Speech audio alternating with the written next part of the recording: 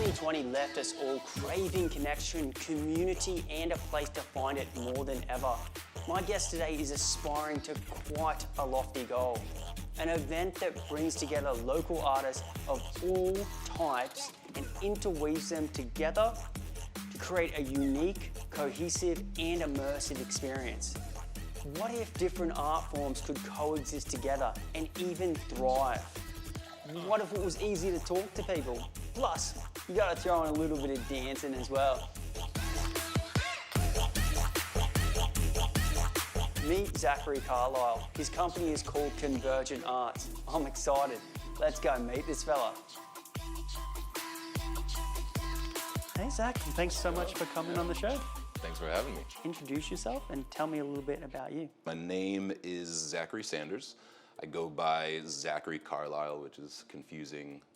Carlisle's my middle name, but I kind of like my artist moniker. Same as me, like Eli Samuel. It's not my last name, but it sounds fancy. It just the ring, rolls off the tongue nicer. I would say my three main passions have been music, theater, and event producing, and combined with community building. I've been doing all of them for a good decade or more, depending. Like theater was my first love, and then once I graduated college, I started an arts collective in my early 20s, and that was like the genesis of this kind of through line idea concept that I've had, going through all the iterations of collectives that I've started in the past decade. That's a great segue into the next section, because maybe introduce us to your business and what you're actually doing so the audience understands. But also as well, like the collaborative nature. I'm really interested to go to the event to see how that they can intermingle together. Yeah. Because that's a big question. Yeah. Well, whether or not this works or not. Yeah, so I moved here in February, and I would say a few weeks into being here, I can't say if it was out of like a need for friends or that's why I'm doing this. A need to have a purpose, like why am I here kind of thing. Yeah. And also just kind of like going to like what I know, and seeing, I've had two different iterations so far, and was just trying to see like, oh, how would this third iteration work in a new city? So yeah, a few weeks in, I came up with the name. We're called Convergent Arts, and in the three iterations, I've been trying to, whittle down, make it as the title as concise as possible. And when I was thinking about it, I was like, okay, what's the name? What's the proper thing that just says exactly what it is? I was like, all right, so we got multiple art forms converging together. Convergent Arts, done. What's your secret in how you get them to intermingle so well? How do you quality control? That is part of the magic, really, because with our curated shows, of course, as far as quality control, you're doing the scouting, you're doing the curating, so you're in charge of what kind of quality of the artists are coming through. Whereas with these open mics, it's open to everyone, and it's a toss-up of what you can get, and generally, you're always like, is there gonna be something that really brings down the quality or makes things wonky, and of course you're always gonna have those occasional just first time jitters and things like that, but overall it's been pretty phenomenal to see when a supportive and passionate space is created, then even if it's their first time, even if they're their own perception of their quality isn't that great, then just something happens, has happened on these nights where people are, will arrive at 7 and stay, until after the show is over, just because of the energy and just the shared passion that's flowing through the space. So tell me, who's on your team? Yes. So on our team, we have we call them the Knights of the Round Table. You know, and it's a growing group that just kind of have been starting to formulate. We have Paul Pillar. He was kind of there at the genesis. Like him and I went in on the first venue, and so he was there at the start. And then Hayley Julian joined in, and she's an awesome contributor and as far as it's such a brilliant mind on creating spaces. And our most recent member is Malcolm Bradford. And so, yeah, all of us are in the same kind of mindset of creating immersive spaces. We're all kind of nerds too, so we get to do a lot of nerd things, we want to do the elements, or things like that. And yeah, this us four are the primary ones behind putting on this upcoming event. And I'm just really excited, because this will be the first event of the round table. So I'm really excited to see all of this come together. What does this project mean to you, personally to you? Yeah, I mean, I would say it means everything to me, just because it's so intertwined with who I am and what I do. I think as a person who often feels unwelcomed in social situations and awkward, or kind of like that misfit energy or whatever, that I really want to. It means the world to me, because I feel like creating spaces where people can feel at home is so important, and I feel like people often don't feel at home in their own homes.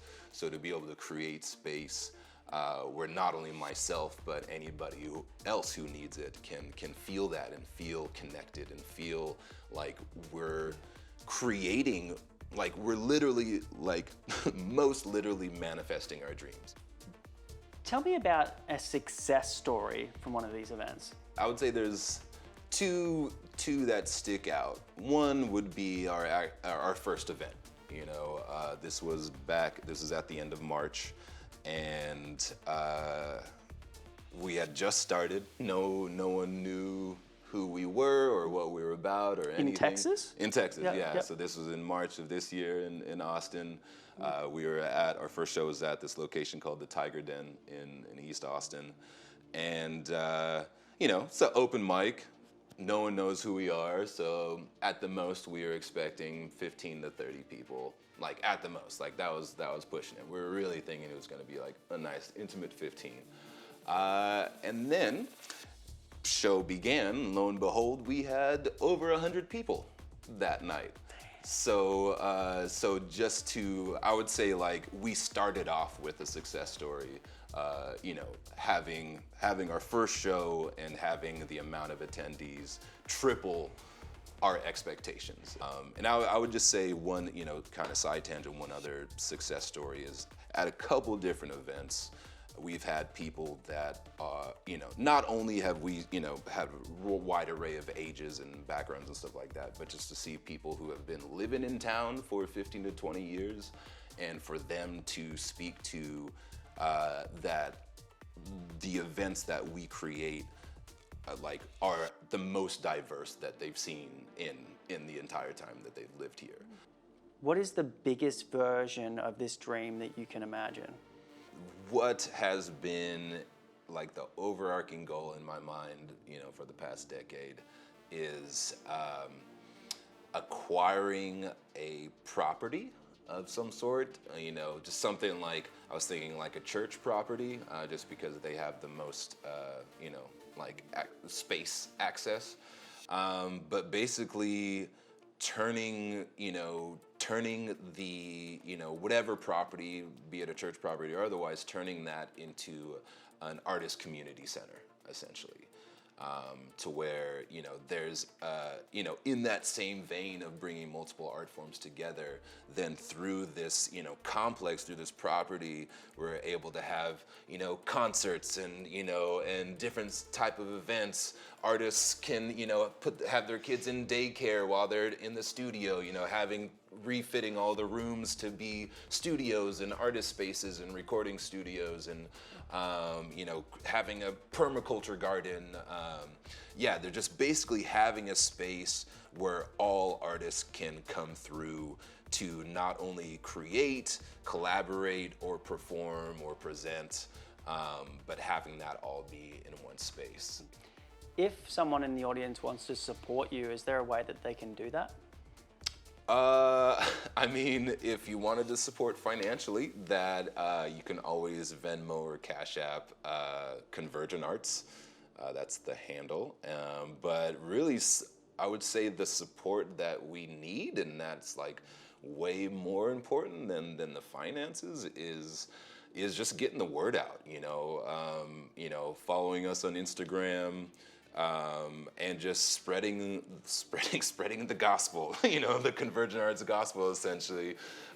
Just getting the word out to as many people as possible, because that's how we even got connected, is just different people talking about it. And so I think that's really the most valuable thing to us right now, is having as much of Austin and surrounding areas know about who we are and what we're doing as possible. So in any way that people can do that, that would be the best way to support. Well, look, thank you so much for coming on the show. Yes. No, thank you. I'm just so honored that you brought me on here. I just definitely follow us on IG, Convergent Arts. I just hope we can get some more people to your shows and to experience it. And now that they've seen it on the screen, because they would have seen it by now, like definitely, it'd be interesting to see how all of these things mix together. Because obviously I haven't been to the event yet. Yeah. It's on Saturday, but the audience will have. Thank you. Cheers. Cheers for having me. Yeah, no, thank you for this opportunity.